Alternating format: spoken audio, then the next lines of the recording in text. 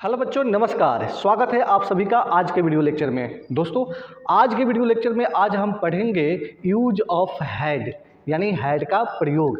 तो चलो क्लास की शुरुआत करते हैं और देखते हैं विद्यार्थी कि हैड का प्रयोग कहाँ होता है। तो फटाफट अपने अपने कॉपी में हेडिंग डालिए, यूज ऑफ हैड। चलिए शुरू करते हैं आज का सेशन, यानी आज का हमारा टॉपिक है यूज ऑफ हैड। तो चलिए, हैड का प्रयोग कहाँ होता है, लेकिन उससे पहले हम बात करेंगे विद्यार्थी हैव और हैज के ऊपर। पहले एक चीज़ बताओ विद्यार्थी, हैव हैज का अर्थ क्या होता है। मैंने एक वीडियो बनाया है use of have and has, यानी हैव और हैज का प्रयोग, जिसमें हमने बताया था विद्यार्थी कि हैव हैज के कई अर्थ होते हैं, लेकिन उन कई अर्थों में से एक अर्थ होता है के पास या रखना। तो वही विद्यार्थी हैव हैज का जो अर्थ होता है वही अर्थ होता है विद्यार्थी हैड का भी। किसका? वही अर्थ होता है विद्यार्थी हैड का भी, यानी क्या होता है तो के पास या रखना, के पास या रखना। जो अर्थ विद्यार्थी हैव हैज का होता है वही अर्थ होता है विद्यार्थी हैड का भी, जिसका अर्थ होता है के पास या रखना। लेकिन अगर हम बात करते हैं विद्यार्थी कि इन दोनों में अंतर क्या है, हैव हैज और हैड में क्या अंतर है, तो देखिए ध्यान से। जो हमने पढ़ा था विद्यार्थी हैव एंड हैज का यूज, तो इसका यूज कहाँ होता है, तो इसका यूज होता है विद्यार्थी प्रेजेंट टेंस में। कहाँ होता है? प्रेजेंट टेंस में, यानी वर्तमान स्थिति में हम क्या करते हैं, हैव और हैज का प्रयोग करते हैं।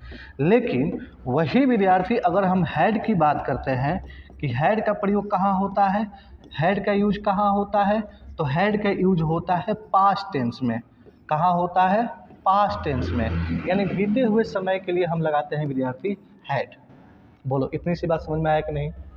हमने कहा कि हैव हैज का वही अर्थ होता है जो हैड का होता है, यानी के पास या रखना।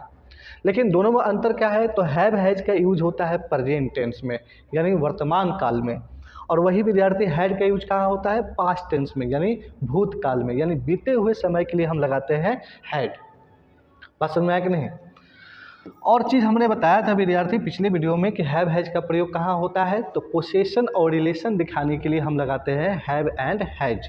वही चीज़ विद्यार्थी अगर हम हैड की भी बात करते हैं कि हैड का यूज़ कहाँ होता है, हैड का प्रयोग किन परिस्थितियों में करते हैं, तो जहाँ हमें पास्ट में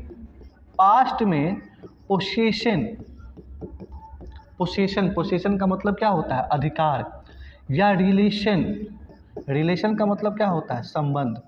तो जहाँ हमें पास्ट में अधिकार या संबंध दिखाना होता है तो वहाँ पर हम किसका यूज करते हैं, हैड का। बोलो, कितनी सी बात समझ में आया कि नहीं। हमने कहा कि हैड का प्रयोग पास्ट में पोसेशन का मतलब होता है प्यारे अधिकार, रिलेशन का मतलब होता है संबंध। तो जहाँ हमें अधिकार या संबंध दिखाना होता है तो वहाँ पर हम किसका यूज करते हैं, हैड का। किसका यूज करते हैं, हैड का। बोलो, इतनी सी बात समझ में आया कि नहीं। कमाल की बात बताते हैं आपको, और ये कमाल की बात जो है अपने अपने दिमाग में नोट कर लीजिएगा कि सभी सब्जेक्ट के साथ, सभी सब्जेक्ट के साथ हम लगाते किसका, क्या लगाते हैं, सभी सब्जेक्ट के साथ लगता है विद्यार्थी हैड।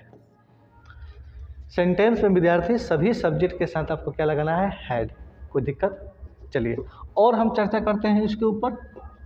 देखिए, जो हम लोग पढ़ रहे हैं विद्यार्थी यूज ऑफ हैड, तो ध्यान दीजिए। हैड जो है ना विद्यार्थी एक मेन वर्ब भी है, हैड जो है एक मेन वर्ब भी है और साथ ही साथ एक हेल्पिंग वर्ब भी है। आप लोग याद रखिएगा विद्यार्थी कि हैड जो है एक मेन वर्ब भी है और साथ ही साथ एक हेल्पिंग वर्ब भी है। कब होता है ये मेन वर्ब और कब होता है ये हेल्पिंग वर्ब, ये समझिए। तो देखिए ध्यान से, जब विद्यार्थी हैड के साथ कोई नाउन दिया रहेगा तो ये हैड जो है ना किसके रूप में काम करेगा, तो मेन वर्ब के रूप में। किसके रूप में, मेन वर्ब के रूप में। जैसे एग्जाम्पल देखिए और चीज़ों को समझिए। जैसे अगर मैं बोलता हूँ कि आई हैड अ कार, मेरे पास एक कार थी। पहले देखिए ध्यान से, आई हैड अ कार, मेरे पास एक कार थी। हैड के बाद किसका प्रयोग हुआ है, कार। कार अपने आप में क्या है, नाउन। क्या है, नाउन है। तो इसका मतलब ये हुआ विद्यार्थी कि हैड जो है ये किसके रूप में काम कर रहा है, तो मेन वर्ब के रूप में काम कर रहा है। किसके रूप में, मेन वर्ब के रूप में। हमने कहा कि हैड जो है एक मेन वर्ब भी है और हेल्पिंग वर्ब भी है, लेकिन ये हैड जो है ये कब मेन वर्ब के रूप में काम करता है, जब इसके साथ कोई नाउन आता है तो ये मेन वर्ब के रूप में काम करता है। जैसे हमने कहा I had a car, car अपने आप में क्या है, नाउन है, इसलिए हैड जो है किसके रूप में काम कर रहा है, मेन वर्ब के रूप में। लेकिन वही चीज़ ध्यान रखिएगा कि जब विद्यार्थी हैड के साथ दूसरी कोई वर्ब आए यानी दूसरी कोई क्रिया आएगा तो ये जानते हो किसके रूप में काम करेगा, तो फिर ये काम करता है हेल्पिंग वर्ब के रूप में। किसके रूप में, हेल्पिंग वर्ब के रूप में। जैसे अगर मैं बोलता हूँ, देखिए ध्यान से, जैसे अगर मैं बोलता हूँ कि I had bought a car, I had bought a car, गौर से देखिए, हैड के बाद आपको क्या दिखाई दे रहा है, बॉट, ये अपने आप में क्या है, वर्ब है, यह वर्ब का थर्ड फॉर्म है। अब बताओ विद्यार्थी, हैड के बाद वर्ब दिखाई दे रहा है तो ये हैड जो है किसके रूप में काम कर रहा है यहाँ पर, तो हेल्पिंग वर्ब के रूप में। बोलो इतनी सी बात समझ में आया कि नहीं। आई रिपीट अगेन, मैंने कहा कि हैड जो है एक मेन वर्ब भी है और साथ ही साथ एक हेल्पिंग वर्ब भी है। हैड जो है विद्यार्थी मेन वर्ब के रूप में कब काम करता है, जब इसके साथ कोई नाउन दिया रहता है, जैसे हमने अभी देखा। वही विद्यार्थी हैड के बाद कोई वर्ब आता है तो ये किसके रूप में काम करता है, हेल्पिंग वर्ब के रूप में, जैसे हमने अभी यहाँ पर देखा। बोलो इतनी सी बात समझ में आया कि नहीं। जब विद्यार्थी इतनी सी बात समझ में आ गया तो आसानी से आप इसका यूज भी समझ जाएंगे। चलिए तो अब हम बात करते हैं विद्यार्थी कि इसका यूज कहाँ होता है। अब हम बात करते हैं कि इसका यूज कहाँ होता है। ठीक है, तो हमने एक चीज़ बताया विद्यार्थी कि जहाँ हमें पोसेशन और रिलेशन दिखाना हो, हमने सबसे पहले बात किया विद्यार्थी कि जहाँ हमें पोजीशन और रिलेशन दिखाना हो तब विद्यार्थी हम किसका यूज करते हैं, हैड का। वो भी कब, जब विद्यार्थी रिलेशन और पोजीशन कहाँ, पास्ट में दिखाना हो यानी बीते हुए समय के लिए दिखाना हो, तब वहाँ पर हम लगाते हैं हैड। चलिए एग्जाम्पल से समझते हैं और चीज़ों को आसान बनाते हैं। जैसे अगर मैं बोलता हूँ कि मेरे पास एक कार थी, मेरे पास एक कार थी, यानी मैं पहले एक कार रखता था। कह रहा है कि मेरे पास एक कार थी पहले, अब की बात नहीं हो रही है, तो कहीं ना कहीं बीते हुए समय की बात कर रही है। और मेरा संबंध जो है किससे है, कार से है, और मेरा अधिकार जो है किस पर है, कार पर है। तब ये बात बोली जा रही है कि मेरे पास एक कार थी। बोलिए, तो यहाँ पर पोसेशन और रिलेशन की बात हो रही है कि नहीं। तो जब पोसेशन और रिलेशन की बात हो रही है तो ऐसे सेंटेंस में हम किसका प्रयोग करेंगे, हैड का। बोलो इतनी सी बात समझ में आया कि नहीं। चलिए इसी बात को अगर मैं ऐसे बोलता हूँ कि मैं एक कार रखता था, कब, बीते हुए समय में। मैं एक कार रखता था, या इसी बात को मैं ऐसे भी बोल सकता हूँ कि मुझे एक कार थी। अब देखिए बोलने का थोड़ा सा अंदाज अलग अलग है कि मेरे पास एक कार थी, मैं एक कार रखता था, मुझे एक कार थी। बोलने का अंदाज अलग अलग है, लेकिन इस तीनों सेंटेंस का सेंस जो है एक ही है। तीनों सेंटेंस का अगर सेंस की बात करते हैं तो एक ही है, क्या, पोसेशन और रिलेशन। यानी कहीं ना कहीं पास्ट में पोसेशन और रिलेशन की बात की जा रही है, तो ऐसे सेंटेंस को हम बनाने के लिए क्या करेंगे, हैड का इस्तेमाल करेंगे। यानी ऐसे सेंटेंस को बनाने के लिए अगर हम स्ट्रक्चर की बात करते हैं प्यारे, तो सबसे पहले हम लिखेंगे क्या, सब्जेक्ट, और सब्जेक्ट के अकॉर्डिंग क्या डालेंगे, हैड। लेकिन अभी हमने बताया कि सभी सब्जेक्ट के साथ लगता है हैड, और हैड के बाद क्या लिखेंगे, नाउन, और नाउन के बाद क्या डालेंगे, अदर वर्ड। क्या डालेंगे, अदर वर्ड। बस ये आपका स्ट्रक्चर तैयार हो गया। अब इस सेंटेंस को बनाइए। चलिए तो इस सेंटेंस को बनाइए, तो सभी विद्यार्थी कैसे बनेगा। चलिए, मेरे पास एक कार थी, मैं एक कार रखता था, या मुझे एक कार थी। इस सेंटेंस में विद्यार्थी सब्जेक्ट कौन है, आई के साथ हम क्या लगाएंगे, हैड। और क्या है भाई, तो एक कार, तो लिखेंगे अ कार, बन गया।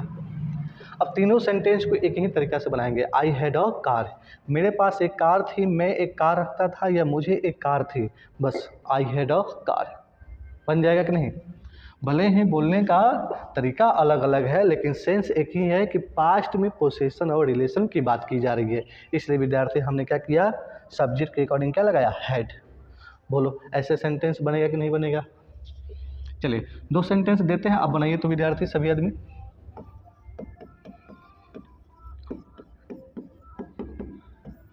जैसे मैं बोलता हूँ कि उसके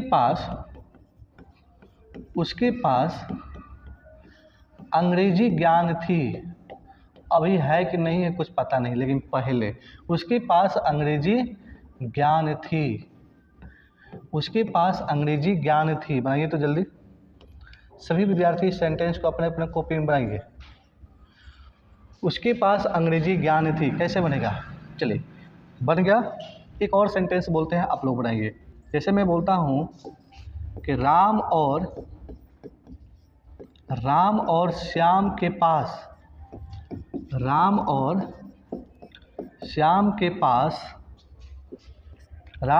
श्याम के पास एक रंगीन टीवी थी, रंगीन टीवी थी। कब बताओ, राम और श्याम के पास एक रंगीन टीवी थी, कब, बीते हुए समय में। तो दोनों सेंटेंस को बनाओ तो बन गया।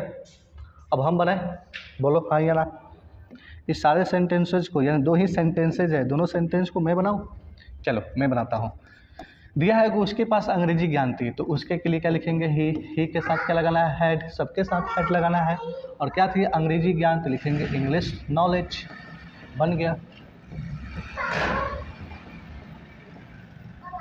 हो गया। उसके पास अंग्रेजी ज्ञान थी, ही हैड इंग्लिश नॉलेज। चलो इसको बनाओ। राम और श्याम के पास एक रंगीन टीवी थी, कैसे बनाएंगे, तो लिखेंगे राम एंड श्याम, राम एंड श्याम, और इसके साथ हमें क्या लगाना है, हैड। और क्या थी भाई साहब, तो एक रंगीन टीवी, तो लिखेंगे अ कलर टीवी, अ कलर टीवी, बन गया। राम और श्याम के पास एक रंगीन टीवी थी, Ram and Shyam had a colour TV. बताओ ऐसा सेंटेंस बनेगा कि नहीं बनेगा। जब विद्यार्थी पास्ट में पोसेशन और रिलेशन दिखाना हो तो वहाँ पर सभी सब्जेक्ट के साथ किसका प्रयोग करना है, हैड का। कोई दिक्कत, चलिए आगे बढ़ते हैं। नेक्स्ट यूज, अगला प्रयोग देखिए विद्यार्थी, ध्यान दीजिए।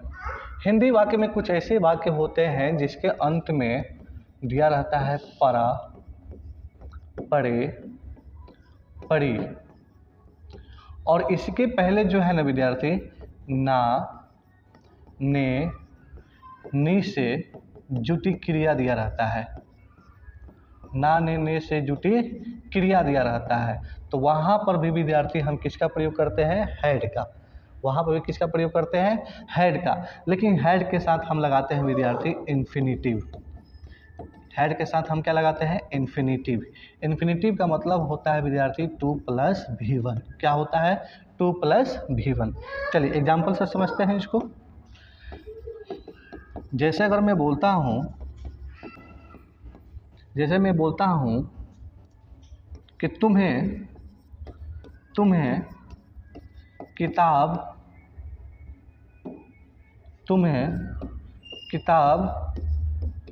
खरीदना पड़ा, तुम्हें किताब खरीदना पड़ा, पास्ट में।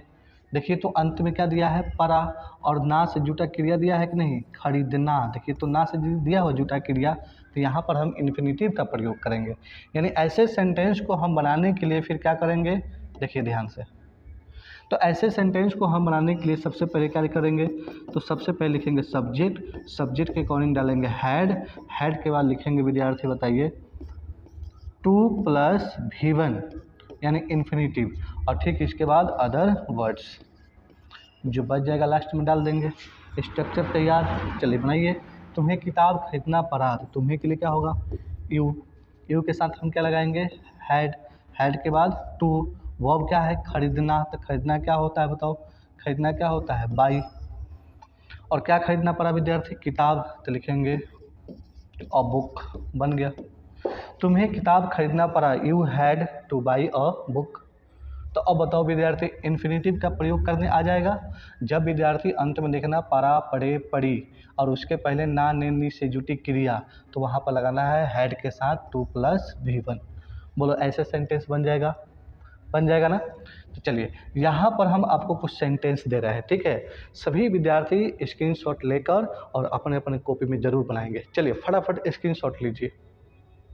हो गया? चलिए, तो ऑल द बेस्ट। कैसा लगा वीडियो कमेंट बॉक्स में ज़रूर बताइएगा। आज के लिए बस इतना ही, फिर मिलेंगे नए वीडियो के साथ, नए उमंग के साथ। तब तक के लिए आप सभी को प्यार भरा नमस्कार। जय हिंद।